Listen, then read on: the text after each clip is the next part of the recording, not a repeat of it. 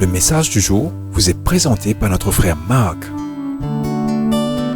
Salut chers bien-aimés de notre Père Céleste. Nous continuons avec notre message 3 manières dont les épreuves vous rendent plus semblables à Christ. Bien-aimés, notre référence biblique est Jacques 1, versets 2 à 4. Veuillez lire cette écriture dans le message d'hier.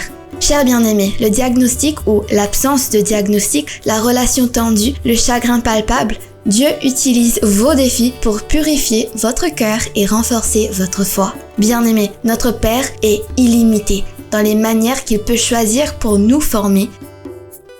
Mais ici, dans Jacques 1er, nous voyons 3 manières spécifiques par lesquelles nous pouvons grandir pour devenir plus semblables à Christ à travers les difficultés. Premièrement, dans notre dépendance au Seigneur.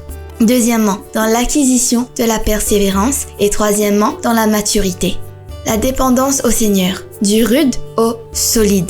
Bien-aimés, si toutes nos prières étaient exaucées comme nous le voulons et à notre moment, alors il n'y aurait aucun besoin de dépendre du Seigneur. Chers bien-aimés, les moments difficiles que nous traversons sont permis par Dieu pour notre bien et sa gloire. Nous pouvons le voir dans Romains 8, 28. Veuillez lire attentivement ce verset. Sachant cela, les chrétiens peuvent avoir confiance que Dieu travaille en notre faveur. Et bien que cela puisse être difficile, c'est pour le bien. Chers bien-aimés, nous devons comprendre que nos circonstances ne sont pas celles de Dieu.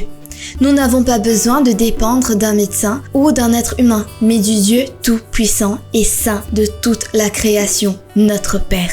Je termine le message d'aujourd'hui par Ésaïe 40, verset 31 qui dit « Mais ceux qui s'attendent à l'Éternel renouvellent leur force. Ils s'élèvent avec des ailes comme les aigles.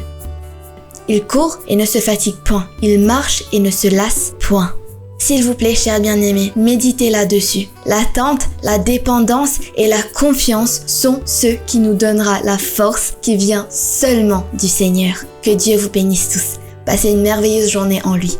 Au revoir. Si toi aussi tu crois que la parole de Dieu est une bénédiction, partage-la et sois une source de bénédiction pour les autres toi aussi.